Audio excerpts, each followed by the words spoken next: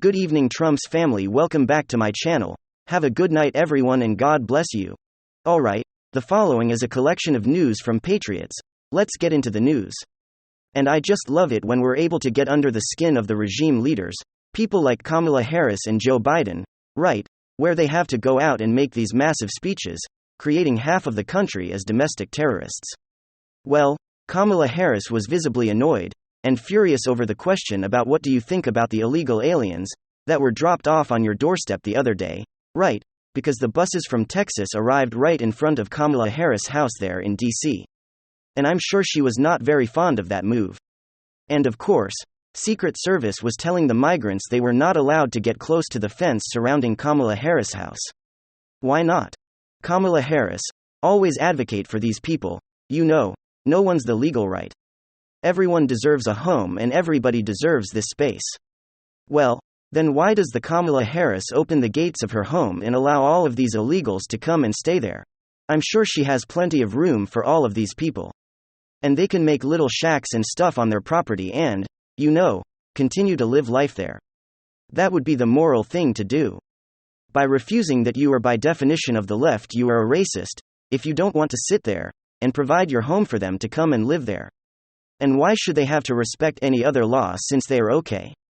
Disrespecting federal law, why should they have to adhere to anything the Capitol Police have to say or Secret Service, if you will have to say about getting as close as they want to the property of Kamala Harris?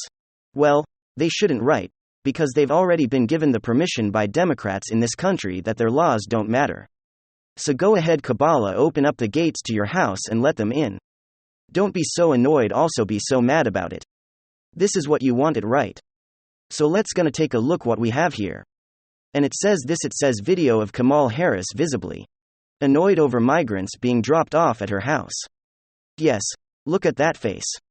Anyway, so it's not long ago, Kamala Harris did a sit-down interview where she declared that the US border is secure. I was surprised lightning didn't come down from the heavens or strike her right then and there for telling such a whopping lie. We all know the border is a disaster and everyone in their border is fluid flowing freely, thanks to Joe and Kamal. It's in that leadership that won't even call it in. It's purposeful. It's purposeful that they continue to keep the border open.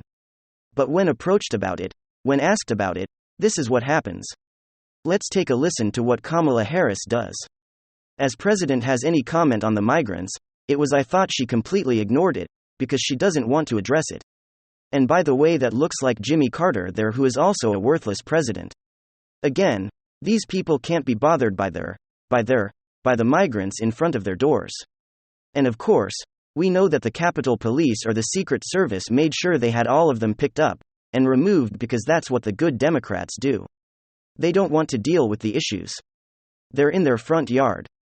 They only want you to have to deal with it. And now, Donald Trump scores another massive legal victory in court. I mean, it's crazy the fact that I'm even reporting this as a massive legal victory, which should be baseline his right to fair and impartial justice within the era of political persecution of Joe Biden's enemies, stuff that you might take for granted. Like having a neutral party analyze the documents crazy enough as something that you got to fight for. And boy oh boy, Joe Biden's DOJ has been fighting tooth and nail to stop Donald Trump from being able to appoint a neutral arbiter, or rather a neutral special master, while the decision has just been made, and yet again, another massive victory for the Trump team appointing his selection of a special master and the FBI's classified document case, otherwise known as Toilet Game. I've got a massive update for you guys on this case as well. Some of the things that we got to cover. Let me show you guys what's going on. So let's roll the tape. Alright, folks. So here's the story. Judge picks. A special master denies DOJ requests for document access during state. The judge handling the case of the seized documents from the Mar-a-Lago raid has finally appointed a special master. Judge Eileen Cannon, who was appointed by former President Donald Trump, also denied a Department of Justice requests to lift the stay on the documents that wanted access to. CNN reported the special master will be senior Judge Raymond Dari, who was put forward as a possible candidate for the special master role by Trump, who had sued in court to obtain the review. The Justice Department also endorsed Ares' appointment. U.S. District Judge Eileen Cannon also rejected the Justice Department's bid to revive its criminal investigation to classify documents seized at Mar-a-Lago last month. That denial sets the stage for the department's dispute with Trump over the search to move quickly to an appeals court and potentially the U.S. Supreme Court. Cannon gave the special master a deadline of November 30 to finish his review of potentially privileged documents schedule, plus the review ending after the midterm congressional elections, essentially guaranteeing the Mar-a-Lago investigation will move slowly for the next 2 months unless a higher court steps in. And so you guys see what's going on here. Right? Donald Trump had to fight just to get basic treatment, otherwise the endlessly corrupt DOJ and FBI were planning to run train all over Donald Trump's rights. The accusation is that some of the documents that were seized at Mar-a-Lago were privileged personal legal documents, and just like any other regular citizen, Donald Trump has the right of client-lawyer privilege like anybody else. But apparently the DOJ and the FBI disagree, as they fought relentlessly in the courts to stop him from executing that basic right. It's the same thing that Tucker Carlson was reporting on the other night. Everyone listen to this. Tucker Carlson said, "On what grounds are you demanding my private communications with people?"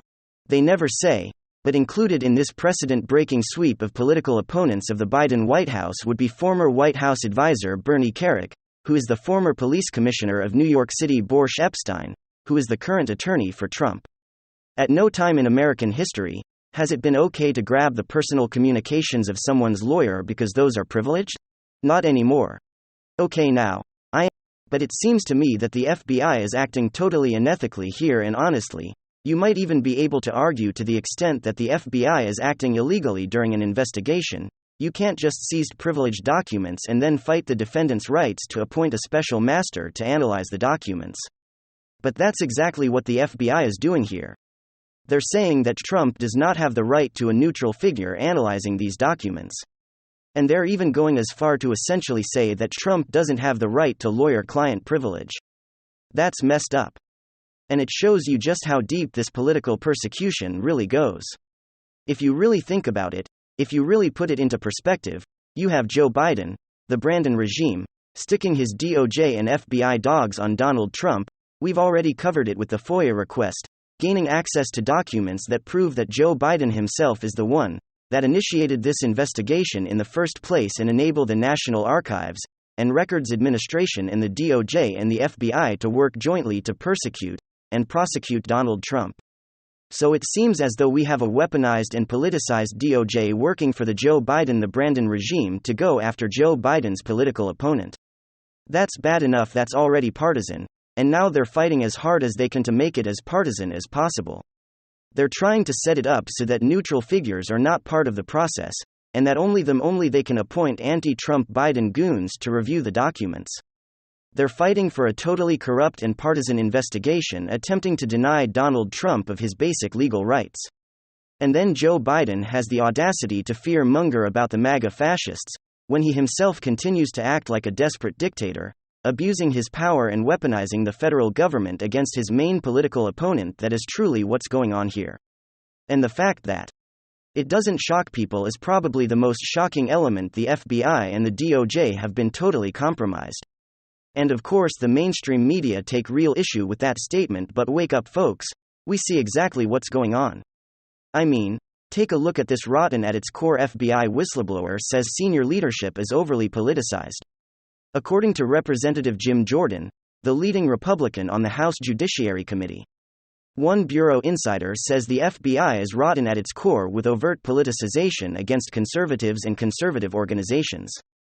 Jordan of Ohio outlined the new claims in a scorching letter to FBI Director Chris Wray over allegations that the Bureau is mostly targeting conservative groups and individuals, including one that is led by a veteran. The Daily Wire reports we also have this breaking bombshell: Maine Steele dossier source was on FBI payroll as confidential informant. Durham reveals a Gordian Chanko, a primary contributor to the Steele dossier, was hired by the FBI as a confidential informant in 2017.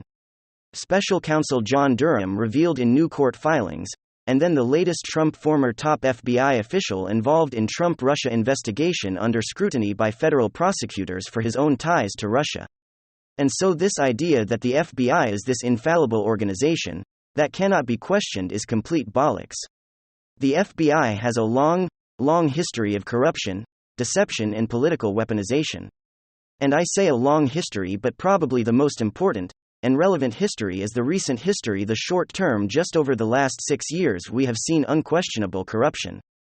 We've seen a despicable level of political bias from the FBI claiming that Antifa isn't a domestic terror threat, that it's not even an organization, claiming that the greatest extremist threat comes from the right wing. You have to be compromised to come to that kind of conclusion. To Lisa Page and Peter Strzok. Now we're learning that Igor Danchenko was on their payroll, one of the main key sources to the Steele dossier. Andy McCabe and the rest of these goons applying for a totally phony, totally illegal FISA warrant. James Comey essentially letting Hillary Clinton off scot-free after she clearly committed multiple felonies, claiming that no reasonable prosecutor would ever seek these charges.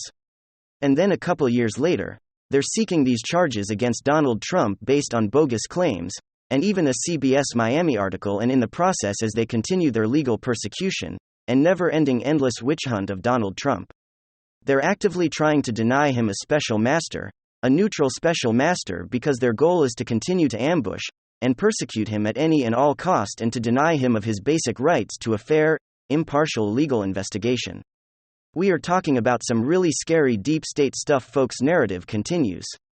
It's man versus machine, David versus Goliath. Donald Trump versus the deep state. He continues to fight and continues to take them on where many would have already given up. And it's yet again another massive legal victory for Donald Trump, and a massive L for the credibility and reputation of the FBI, the DOJ, and the endlessly corrupt B regime. Thank you very much. WWG1WGA. Hit the like button. Hit the subscribe button to watch the next episode. Goodbye.